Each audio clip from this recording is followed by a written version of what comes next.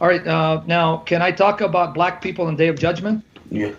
All right. Well, I'm going to read to you. You're going to have to find this online on sunnah.com. It's a Tirmidhi. So, but let me read it for you. It's number 38 in the Alim. You can find it on alim.org, O-R-G, the alim.org, A-L-I-M.org, Tirmidhi collection. They have a translation. It's number 38. And then I'm going to read from Mishkat al-Masabih. It should be narrated Abu Darda. You see that? Yes. Allah's messenger said, Allah created Adam when he had to create him, and he struck his right shoulder and then emitted from it white offspring as if they were white ants. He struck his left shoulder and there emitted from it the black offsprings as if they were charcoal. He then said to those who had been emitted from the right shoulder, meaning the white, for paradise and I do not mind. Then he said to those who had been emitted from the left shoulder, they are for hell and I do not mind. So you just read the hadith. From the right shoulder of Adam he created white race. And he says for paradise. From the left he created black offsprings. And he said these blacks are for hell. Why in the world is your God Allah saying, I'm going to create black people from Adam for hell, and I'm going to create white people from Adam for paradise? This, I think, I don't think this is authentic, because it even says in the hadith that Bilal ibn Rabah, he was a black slave, as you discussed. He'll go to paradise. He's going to be granted to paradise. Wait, I'm just going to read the hadith again. You know, I know the hadith, but that didn't prove it, because you know why? According to chapter 3, verse 108, every black slave that was good will be turned into white, according to chapter 3, verse 108. So he's going to change his skin color. You're not making your case. That's chapter 3, verse 108. Of the Quran. Go there and see. The people who enter paradise will be white, and those who go to hell will be black. So the black slave will be changed into a white man, and those who go to hell, even if they're white, they'll be changed into black. Even 3106. I'm sorry, chapter 3, verse 106. He wanted the hadith. Chapter 3, verse 106. I see your point. And then the black stone, it's a stone that came from paradise. It came white, but then because of the sins of the people, it turned black. And at the same time, black is like the colour of dust, like the colour of dust and death. So you see my don't point. get me wrong. Good. I'm not saying, and please don't understand me. I'm not saying that black people are like dirty. I'm not saying that. I'm just saying that dirt is black. Can we agree on that?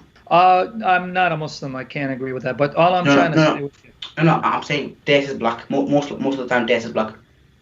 Okay, if you want to compare it to that, I mean, I don't know what to say. I don't know. Okay, but I'm not saying.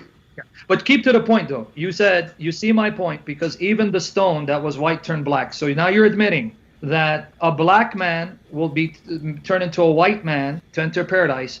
And even a white man who's evil will turn into a black man to go to hell, because black, that color black, signifies evil, dirt, and sin.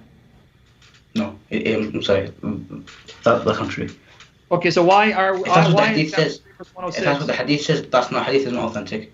Well, where does it... Oh, hold on. Give me the classification. It doesn't say it's not authentic. Where'd you get it's not authentic? If the hadith says that people are black, like, I'm going to be thrown to hell, that's not authentic. You can't make up the classification as you go along. It is authentic. It's not only in Tirmidhi. It's also in Mishkat al-Masabi. And it was translated by Ahmad ibn Hanbal. I can give you the Mishkat. So it's there. You can't just make it up the way you want. I mean, you don't like it, that's okay. But these are your sources.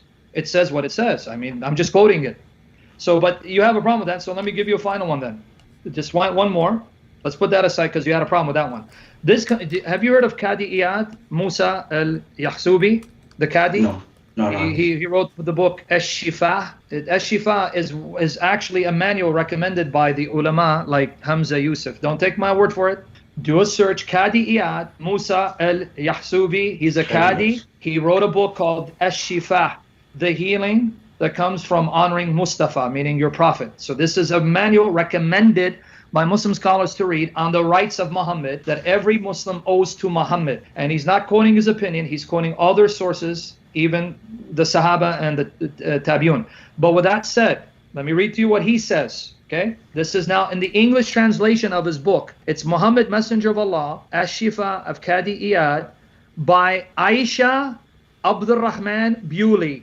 Aisha Abdurrahman Bewley. It was even published in Scotland, UK, Medina Press, okay? Ahmad ibn Abi Sulaiman, the companion of Shamoun, said anyone, pay attention now, anyone who says that the Prophet was black should be killed. Now let me read page 387. Ahmad ibn Abi Sulaiman, Shamoun's companion, said, that whoever says that the Prophet was black is killed. The Prophet was not black. Why do you kill a man for saying your Prophet is black? Why not just say, hey, no, he's a white man, don't call him black? Why kill him? That's I think personally that's wrong. You shouldn't kill someone because of that. But that's not like directly from the Prophet. That's not from the Prophet. That's from someone. That's from someone else who's saying that about the Prophet. That's not what the Prophet is saying. See, Muhammad, you're not a Qadi. I'm not a Qadi. You're not a Mufti. I'm not a Mufti. You're not an Alim. I'm not an Alim. This man is a Qadi. He's a recognized, renowned Muslim scholar and an expert at jurisprudence. He's simply giving the rulings by the Muslim scholars, the ulama. It's not his opinion. He's saying this is what happens to those who do X, Y, and Z. If you curse the Prophet, you are killed. If you say he's black, you are killed. He's not giving. That's wrong. I condemn anyone who kills someone for no reason. That's what I condemn. I condemn anyone. No, it's not no reason. It's insulting your Prophet and saying that he's a false prophet or he's immoral or he's black. So it's no. I'm not saying no reason. They're saying there is a reason. You cannot in Sharia. You cannot insult the Prophet or you're going to die. Are you telling me that's not true? In Sharia, can I insult the Prophet and not be killed if I'm living in an Islamic state? No, you will. I will what?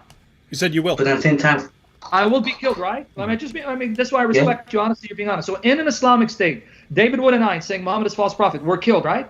Yeah.